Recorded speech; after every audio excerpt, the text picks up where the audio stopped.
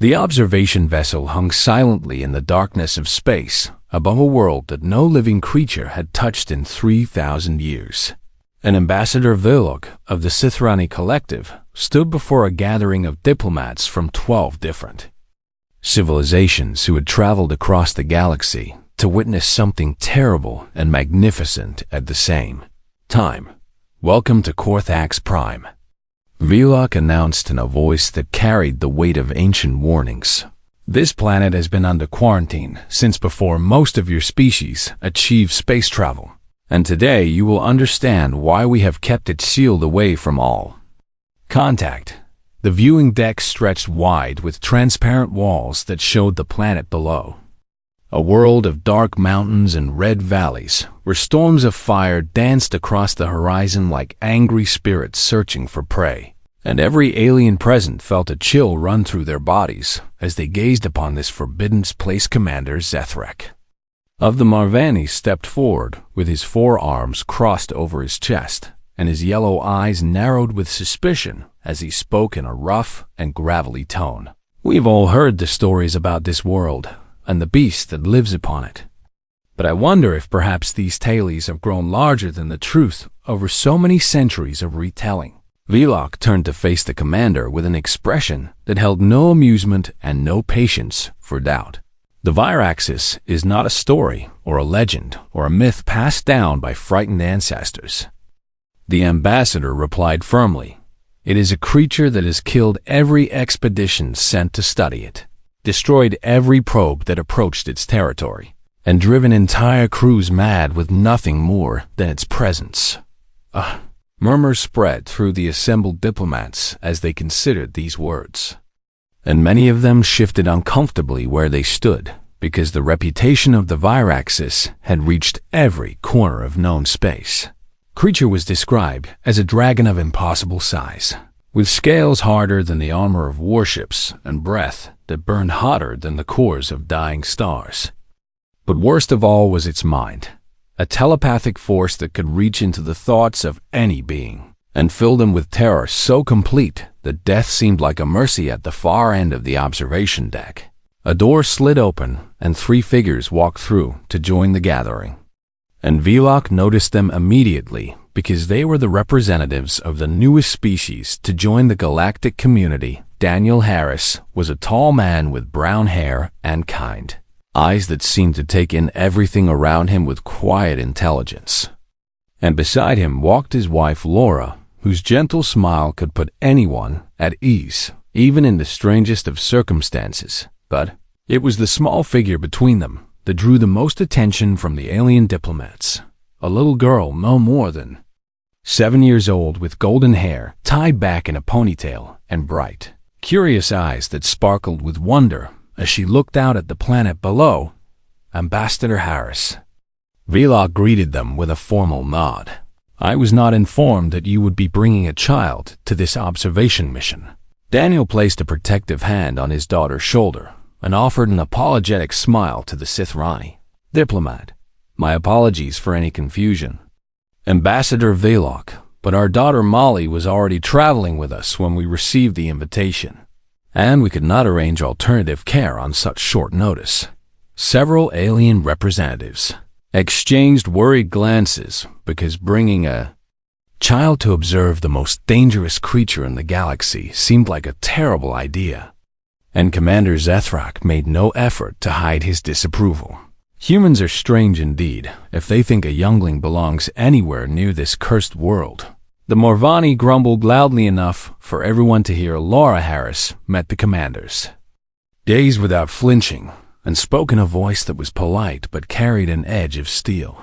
Beneath its softness, "Our daughter will remain safely aboard this vessel at all times, Commander, and I assure you that we take her safety more seriously than anything else in the universe."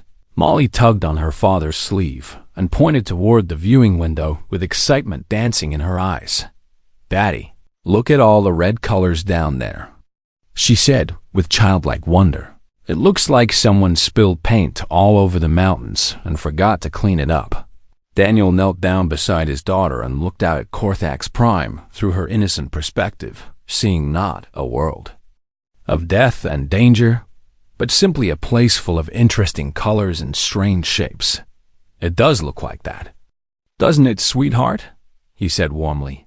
But we have to stay up here where it is safe, okay? Molly nodded and pressed her small hands against the transparent wall as she continued to study the planet with fascination that none of the adults could share. And something in her young heart felt drawn to that world in a way she could not explain. Villock activated the main display screen and brought up images that had been captured by long-range sensors over many centuries, showing glimpses of the Viraxis. In all its terrifying glory, the creature was massive beyond comprehension, with wings that stretched wider than starships and scales that shimmered with colors of deep purple and blood red. Its eyes glowed with ancient intelligence, and its claws looked sharp enough to tear through anything that dared to challenge it. This is what awaits any who set foot on Korthax Prime, Villock declared solemnly. No weapon has ever harmed it. No shield has ever blocked its flames, and no mind has ever withstood its psychic assault. The diplomats watched in silence as the images continued to display the monster that had earned its reputation as the deadliest predator in all of known space. And fear settled over the observation deck like a heavy blanket. But Molly watched with different eyes than all the others. And when she looked at the creature on the screen, she did not see a monster at all. She saw something sad and lonely hiding behind all that power and fury. Something that made her young heart ache with sympathy, even though she did not understand why. An alarm suddenly pierced the quiet moment, and red lights began flashing across every console on the observation deck as crew members rushed to their stations with panic in their movements.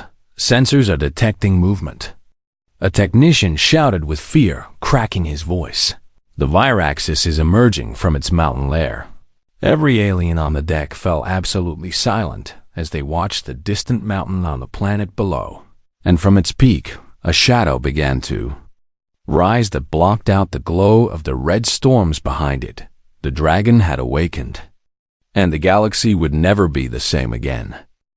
The observation vessel shook violently as an invisible wave of energy struck it from the planet below, and every system on board flickered and sparked with dangerous intensity as crew members struggled to maintain control of their stations. What is happening? Commander Zethrak demanded as he gripped a support beam to keep himself from falling. Are we under attack? Villock checked the readings on his console with trembling. Hands and his face grew pale with a fear that he could not hide. From the others around him, the Viraxis has released some kind of energy pulse, the ambassador reported with urgency. Our systems are failing across every deck, and we cannot stop the cascade. Daniel grabbed Laura and Molly and pulled them close as the ship continued to shake and groan under the assault of forces that none of them understood.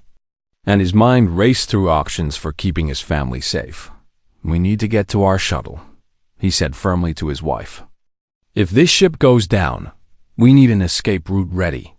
Laura nodded and took Molly's hand as they made their way through corridors filled with panicking aliens and sparking electrical systems that threatened to catch fire at any moment. Human shuttle was docked in a small bay near the lower section of the observation vessel, and when Daniel reached the controls, he found that their smaller ship had survived the energy pulse better than the larger craft around it. Everyone, strap in, he commanded as he powered up the engines and prepared for emergency departure. We are getting out of here right now. Molly climbed into her seat and fastened the safety harness with practiced movements, because she had traveled on many ships during her young life. But her eyes kept drifting to the viewing port where she could see the planet growing larger. Daddy, are we going down there? She asked with more curiosity than fear in her voice. Daniel did not answer because he was too focused on piloting the shuttle away from the failing observation vessel. But as they pulled free from the docking clamps, another energy surge struck their small craft. The controls went wild under his hands, and Warning lights screamed at him from every direction as the shuttle began, spinning toward the planet's surface with no way to stop its deadly descent. "Hold on!" Daniel shouted as he fought against the malfunctioning systems with every skill he possessed. Laura reached back and grabbed Molly's hand to comfort her daughter during what might be their final moments together. But the little girl seemed strangely calm as she watched the red mountains rushing up to meet them. The shuttle crashed into a valley surrounded by jagged peaks, and the impact threw them all against their restraints with bruising force. But the ship held together well enough to protect its passengers from the worst of the damage. Silence followed the crash, broken only by the hissing of damaged systems and the distant howling of alien winds. Outside their broken vessel, Daniel unbuckled himself and immediately checked on his wife, finding a cut on her forehead that was bleeding but did not appear serious. "Lavra, are you okay?" he asked with worry thick in his voice. She nodded weakly and winced as she touched the wound on her head. "I will be fine. Just a little dizzy," she replied. "Check on Molly." But when Daniel turned to look at his daughter, he found her already unbuckling her harness and peering out the window at the strange world they had landed upon. "Molly, stay in your seat," he ordered quickly. "We do not know if the air outside is safe to breathe."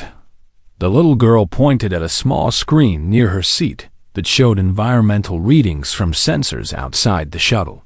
"The computer says the air is okay, Daddy," she reported matter-of-factly. "It says we can go outside if we want to."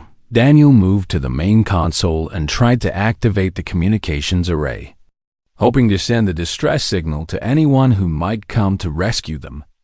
But the equipment was too badly damaged to function properly. "The comm system is destroyed," he muttered with frustration. "We cannot call for help far above them in orbit." The alien council watched the crash site through sensors that barely functioned after the energy pulse had damaged their ship as well. Commander Zethrak studied the readings and shook his head with grim certainty. They landed in the valley just 2 kilometers from the Virax's territory, he announced coldly. "Those humans are already dead. They simply do not know it yet." Vlok felt genuine sorrow as he considered the fate of the human family trapped on that deadly world. But he also recognized the value of documentation. "We should record everything that happens," the ambassador said quietly. "Perhaps their sacrifice will teach us something useful about the creature." Down on the planet's surface, Molly had grown restless inside the damaged shuttle, and she wandered toward the rear hatch while her parents worked on repairs. The door had been knocked partially open by the crash, and through the gap she could see strange rock formations glowing with soft light in the perpetual twilight of this sunless world. Something moved among the rocks, small shapes that darted from shadow to shadow with quick and nervous energy. And Molly felt her curiosity pulling her forward. She squeezed through the gap in the door and stepped onto the alien soil of Korthax Prime, breathing air that smelled like copper and old fire as she looked around at this place that had been forbidden for thousands of years. "Hello?" she called out softly. "Is someone there?" The small shapes stopped moving, and Molly could finally see them clearly. Creatures no bigger than cats, with large, frightened eyes and thin, trembling bodies covered in gray scales. One of them crept closer to her and made sounds that her broken translation device turned into broken words. "Human. Child," it said with a voice full of ancient terror. "You must hide. You must run. The world ender comes for all who walk upon this land." Molly knelt down to look at the small creature with sympathy in her young eyes. "World ender?" she asked gently. "What is that?"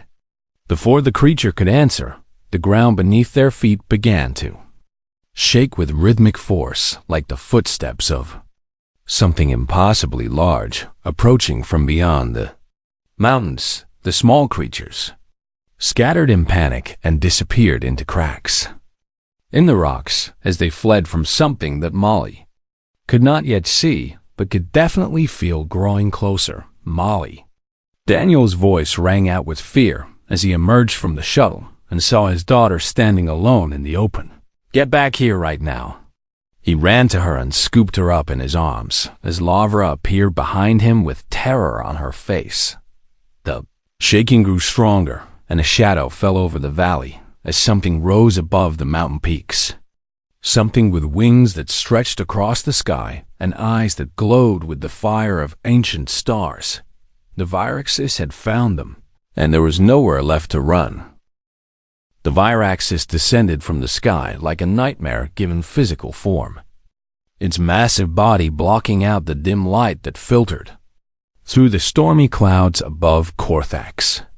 Prime Daniel pressed Molly against his chest and backed toward the damaged shuttle as the creature landed before them with enough force to crack the ground beneath. Its clawed feet, the dragon stood 40 meters tall, with scales that shimmered between deep purple and blood red like bruises on the skin of the universe itself, and its wings folded against its body with the sound of thunder rolling across distant mountains. But worst of all were its eyes, ancient and burning with intelligence that had watched civilizations rise and fall.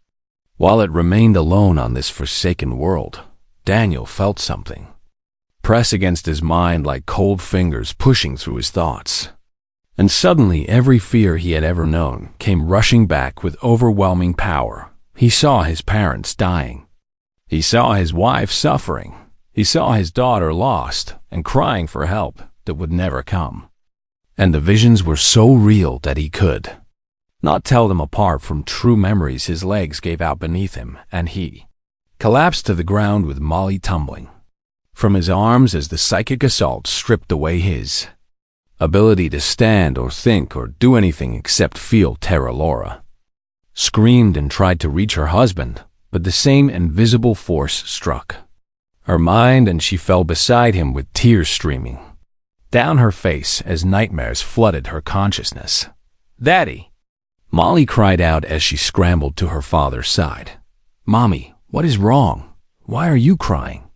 She shook their shoulders, but they could not respond, lost in the prison of their own fears that the Viraxis had created inside their minds.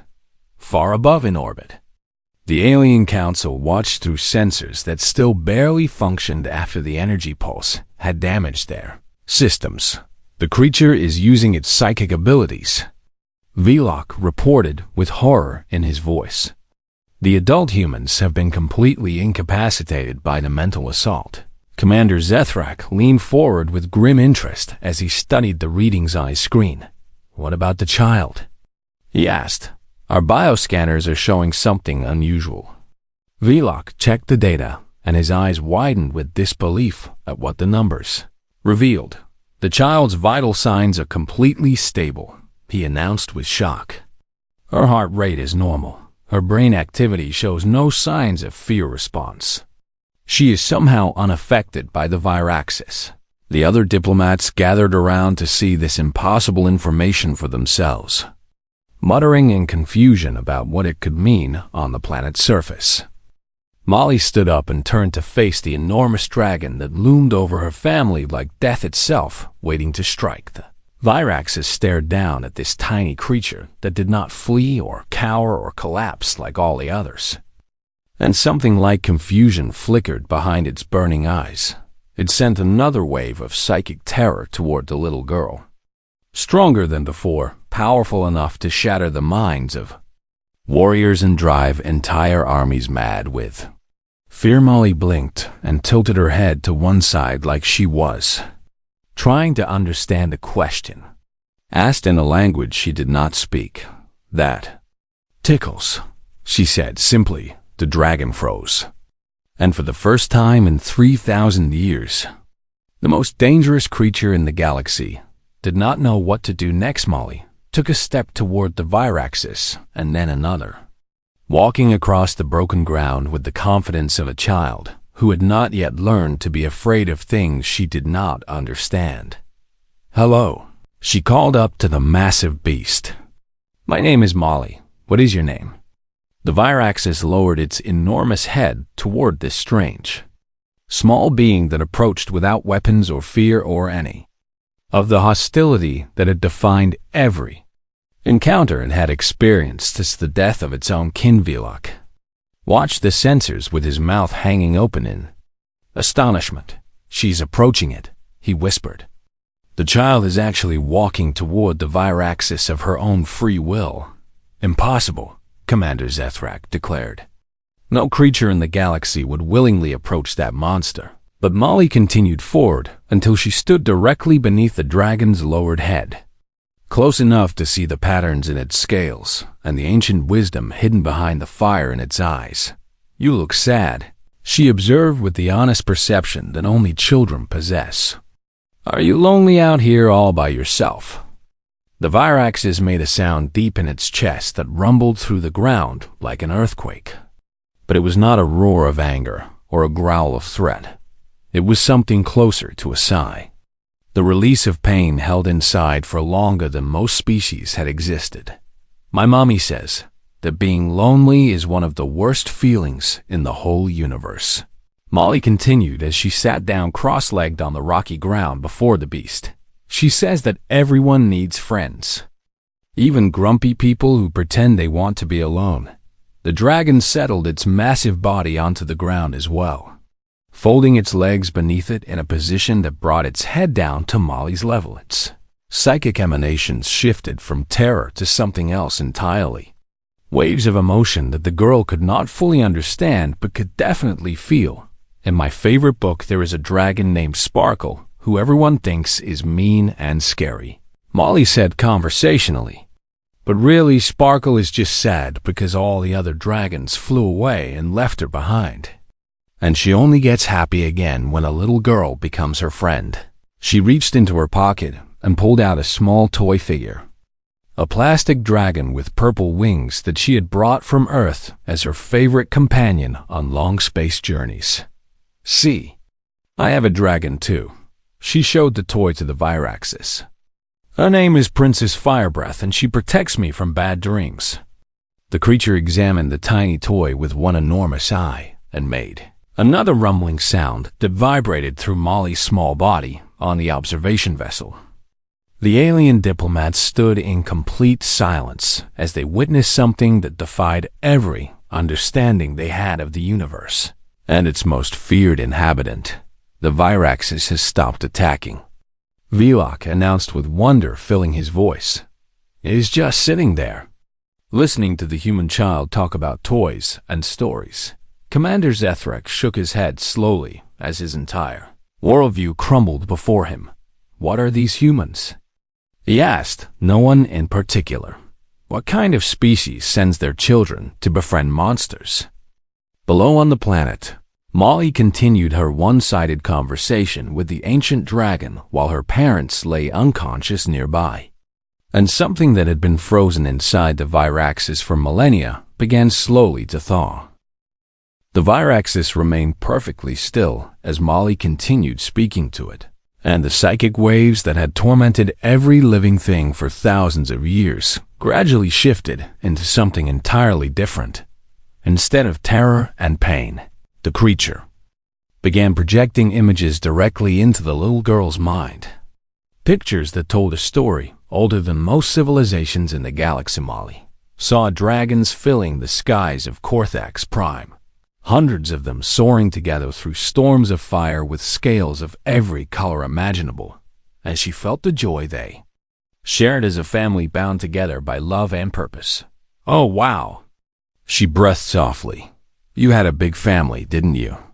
The images changed and became darker, showing strange ships descending from the stars with weapons that burned hotter than the dragon's own flames. Molly watched as the invaders attacked without warning or reason, slaughtering the dragons one by one until only the Viraxis remained, the last survivor of a massacre that had no explanation.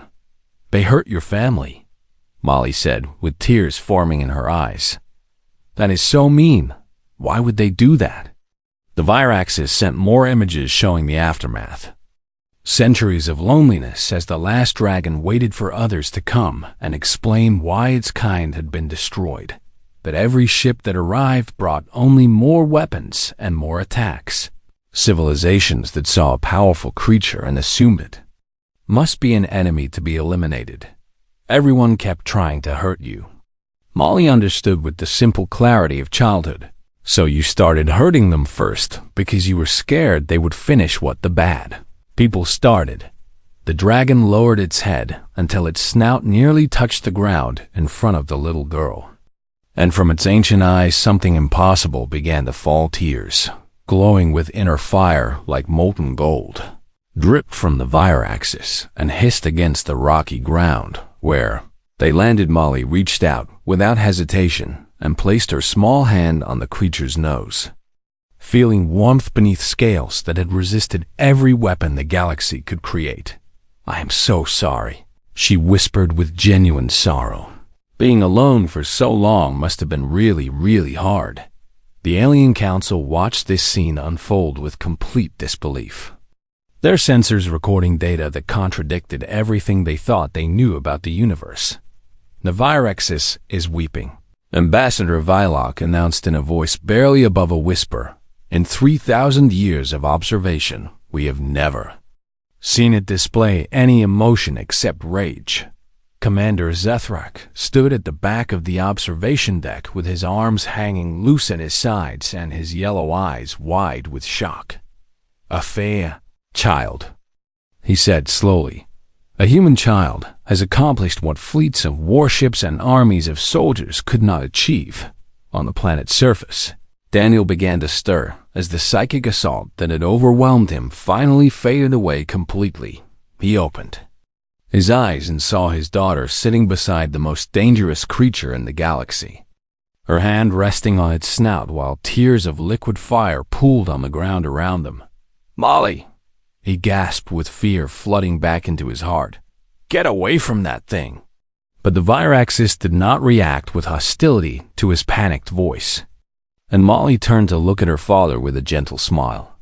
"It is okay, Daddy," she said calmly. "The dragon is not mean. It is just sad and lonely because bad people hurt its family a long time ago." Laura woke up beside her husband and immediately grabbed his arm when she saw their daughter's impossible situation. "Daniel, what do we do?" she asked with terror shaking her words. "I do not know," he admitted as he slowly rose to his feet. "But she seems safe somehow." The Viraxis turned one enormous eye toward the two adult humans, and they both flinched, expecting another wave of mental torture to strike them down. Instead, they felt something soft brush against their minds. Not an attack, but an apology, a wordless expression of regret for the pain it had caused them. "It is sorry," Daniel realized with amazement. "The creature is apologizing for hurting us." Molly nodded and patted the dragon's snout like she was comforting a scared puppy rather than a monster that had killed countless beings. "The dragon has been alone for such a long time," she explained to her parents. "Everyone who came here tried to hurt it, so it thought that was just what all people did." She looked up at the Viraxis with warmth in her young eyes. "But we are not going to hurt you," she promised. "We are going to be your friends." "Okay." The dragon made a sound that rumbled through the valley like distant thunder. But this time, the sound carried something that had not been heard on Korthax Prime for 3,000 years. It was almost like a purr, a noise of contentment from a creature that had finally found something it had given up hoping for. Daniel and Laura approached slowly, still trembling from their earlier ordeal, but unable to deny what they were witnessing with their own eyes. "Can we touch it too?" Laura asked her daughter softly. Molly grinned and nodded enthusiastically. "The dragon likes being touched," she said happily. "It feels nice to have friends again." Laura reached out with a shaking hand and placed her palm against the creature's warm scales, and tears began rolling down her cheeks as emotions that were not her own flooded through the connection. She felt millennia of loneliness, an ocean of grief for lost family, and beneath it all a desperate hope that it refused to die even after everything that had happened. "Oh, you poor thing," she murmured with genuine compassion. "No one should ever have to feel this alone." The Viraxis closed its eyes and leaned into the touch of these strange beings who had crashed into its domain and offered kindness instead of violence high above. Vlok received a communication from Earth's government responding to the emergency signal that had been sent when the observation vessel was first damaged. "Human ships are on their way," he informed the council. "They are demanding to know the status of their ambassador and his family." Commander Zethrak laughed bitterly at the news. "What will we tell them?" he asked. "That their child has somehow tamed the most feared creature in known space by talking about toy dragons and loneliness." Vlok watched the family on the planet's surface, the little girl laughing as the ancient beast gently nuzzled her with its enormous nose. "We will tell them the truth," he decided, "and then we will ask them to explain how any of this is possible." The galaxy had witnessed many wonders since species first reached for the stars, but nothing compared to the sight of a 7-year-old human teaching the deadliest dragon in existence how to feel loved again. 3 days had passed since the crash, and the skies above Korthax Prime now glittered with the lights of ships from a dozen different civilizations gathering to witness something that none of them could fully believe: the energy interference that had plagued the planet for millennia had mysteriously vanished after Molly befriended the Viraxis, as if the creature's rage had been the source of the disturbance all along. Admiral Scott Bradley stood at the helm of the human flagship, a man with gray hair and sharp eyes who had seen many strange things during his long career in space. "So let me understand this correctly," he said to the communication screen showing Ambassador Vylok's face. "My niece has somehow become friends with a dragon that your council classified as an extinction-level threat to all known life?" Vlok nodded with an expression that suggested he still did not fully believe it himself. "That is accurate, Admiral," he confirmed. "We have been monitoring the situation continuously, and the Viraxis has shown no hostility since the child first approached it." Bradley shook his head slowly and allowed himself a small smile. "That sounds exactly like something Molly would do," he said fondly. "Her mother always said that girl could make friends with a hurricane if she put her mind to it." The Galactic Council had called for an emergency assembly aboard the largest vessel in orbit, a massive diplomatic station where representatives from every major civilization could gather to discuss what had occurred. Molly walked into the grand chamber holding her father's hand, and every alien in the room fell silent as they stared at the small human child who had accomplished the impossible. She wore her favorite purple dress because she wanted to look nice for the important meeting, and her toy dragon Princess Firebreath was tucked safely in her pocket as always. "Members of the council," Vlok announced formally. "This is the human child Molly Harris, who has achieved peaceful contact with the Viraxis of Korthax Prime." Ripple of murmurs spread through the assembly as diplomats whispered to each other in languages from across the galaxy. Commander Zethrak stepped forward with his expression much softer than it had been when they first met. "Child," he addressed Molly directly, "how did you do what entire armadas could not accomplish?" Molly looked up at the tall alien with his 4 arms and yellow eyes, and she answered with the simple honesty that only children possess. "I was just nice to it," she said plainly. "The dragon was lonely and scared, so I sat with it and talked to it and told it that I wanted to be its friend." Silence filled the chamber as the assembled representatives processed this answer that seemed far too simple to explain such an enormous outcome. "Our species have spent resources beyond counting trying to neutralize the Viraxis threat," a delegate from the Kasari Dominion spoke up. "We developed weapons capable of destroying stars, and none of it worked." Another diplomat from the Velthran Consortium added their voice to the discussion. We lost hundreds of ships and thousands of personnel attempting to study or eliminate that creature over the centuries. Molly's face grew sad as she listened to these confessions. Maybe that is why the dragon was so angry, she said thoughtfully. If everyone who came to visit only wanted to hurt it, then it probably thought all people were mean. Daniel placed a proud hand on his daughter's shoulder and addressed the council on her behalf. My daughter saw something that all of our advanced civilizations missed, he explained. She saw a living being in pain, and she responded with compassion instead of fear. Admiral Bradley entered the chamber and took his place beside his family. His uniform decorated with medals from decades of service to humanity among the stars. The question now, he said to the assembly, is what happens next, because my understanding is that this council has maintained a quarantine on Corthax Prime for 3,000 years. Vlok brought up a holographic display showing the planet below and a single massive life sign that represented the Viraxis waiting patiently. On its surface, the child has requested permission to continue visiting that they are visiting that those creature, the ambassador informed the council. And the Viraxis itself has indicated through its telepathic communications that it wishes to maintain contact with her.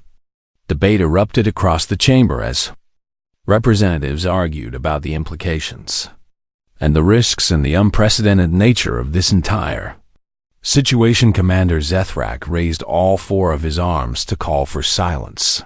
I have spent my entire career preparing for war against the Viraxis, he declared loudly.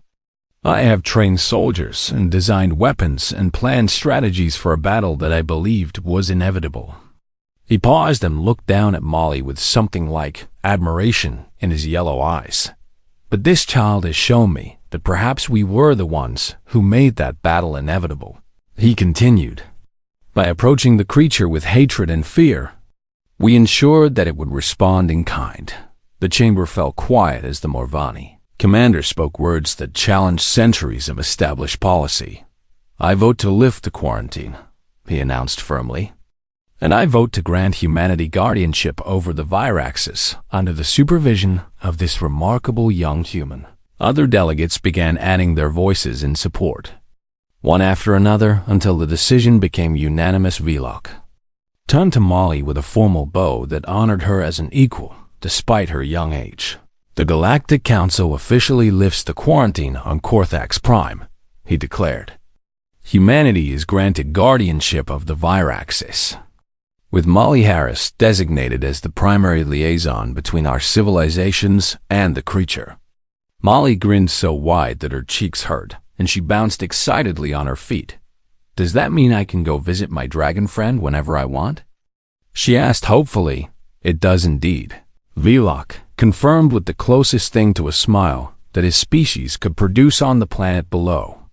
The Viraxis raised its enormous head toward the sky, as if it somehow knew what was happening in the council chamber above. For the first time in 3,000 years, it spread its wings not in preparation for battle, but simply to feel the wind flowing over scales that had forgotten what peace felt like. The ships in orbit detected something strange coming from the planet's surface. A telepathic broadcast that reached every mind present with a message that needed no translation. It was gratitude, pure and overwhelming, from an ancient creature that had finally found a reason to believe in kindness again. As the council session concluded and the diplomats prepared to depart, representatives from every civilization quietly updated their assessments of humanity in their official records. Humans were not merely death warders from a harsh and violent planet, as they had originally been classified. They were something far more remarkable and perhaps far more dangerous in ways that had nothing to do with weapons or war. They were the species that looked at the most feared creature in the galaxy and asked if it wanted to be friends. And as Molly waved goodbye to the alien diplomats and prepared to return to the planet below to visit her dragon, the universe itself seemed to shift in recognition of a truth. that had been forgotten for far too long. The greatest power in existence was never the ability to destroy it, was the courage to love something that everyone else had given up on, and humanity, it seemed, had more of that courage than any civilization had ever imagined possible.